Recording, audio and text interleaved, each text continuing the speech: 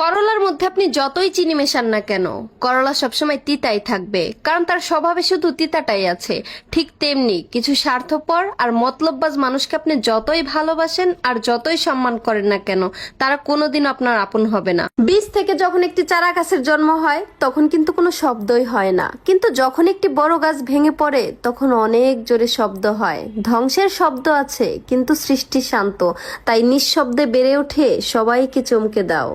আপনি বারবার নিষেধ করার পরেও যদি আপনার শখের পুরুষ আপনার অপছন্দের কাজটাই করে, তাহলে এটা বুঝে নেবেন যে সে আপনার শখের পুরুষ হলেও আপনি কিন্তু তার শখের নারী হতে পারেননি।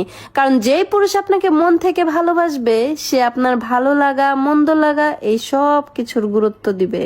হাতের নখ বড় হয়ে গেলে হাতের নখ কাটতে হয়, হাতের আঙুল নয়। ঠিক তেমনি সম্পর্কের মাঝখানে যদি কখনো ভুল বোঝাবুঝির সৃষ্টি হয় তখন ভুল ভাঙতে হয়, সম্পর্ক নয়।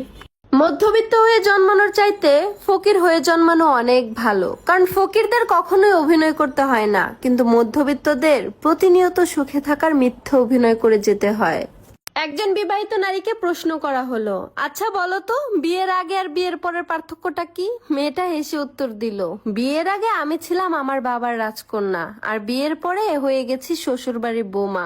বিয়ের আগে সবাই আমার মুখে খাবার তুলে দিত, আর বিয়ের পরে এখন আমি সবার মুখে খাবার তুলে দেই। শ্বশুর বাড়িতে চেয়ারম্যান হচ্ছে আমার ননদিনী, এমপি আমার শাশুড়ি, চেয়ারম্যান আমার শ্বশুর, মেম্বার আমার দেবর, আর বিচারপতি সে তো আমার অবলা বজ্জাত স্বামী, আর আমি তো ভেসে আসা আসামি।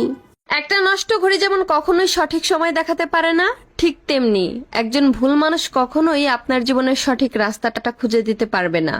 বাংলাদেশে বেশিরভাগ ঘরের ননদ ননাসরা হইলো গিয়ে ডিরেক্টর, আর শাশুড়িরা হইলো গিয়ে অ্যাক্টর। বিয়ে হয়ে বাপের বাড়িতে যাওয়ার পরেও শ্বশুর বাড়িতে বসে বসে ফোনে ফোনে মায়ের ডিরেকশন দেয়, আর শাশুড়িরা সেই অনুযায়ী পুতের বউয়ের সাথে অ্যাক্টিং করে।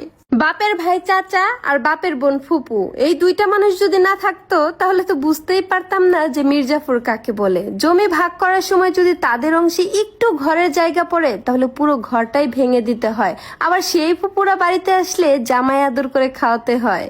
ব্লেড খুব ধারালো একটা জিনিস, কিন্তু সেটা দিয়ে একটা গাছ কাটা যায় না। অপরদিকে কুড়াল অনেক শক্তিশালী জিনিস, কিন্তু সেটা দিয়ে চুল কাটা যায় না। অতএব কাউকে ছোট করে কথা বলবেন না। প্রত্যেকটা জিনিসই তার নিজস্ব কর্মক্ষেত্রে অনেক বেশি গুরুত্বপূর্ণ। সে আপনাকে গুরুত্বও দেয় না, আবার ছেড়েও দেয় না। এর মানে কি বুঝেন? এর মানে হচ্ছে সে বাহিরেও ঠিক রাখবে, আবার আপনাকেও মাঝে মাঝে ইউজ করবে। এর থেকে জঘন্যতম সম্পর্ক পৃথিবীতে আর দুটো হয় না। শ্বশুর বাড়ি মধুর হাড়ি, আর এই কথাটা ঠিক ততদিন পর্যন্ত প্রযোজ্য যতদিন পর্যন্ত আপনার শ্বশুর শাশুড়ি জীবিত আছে।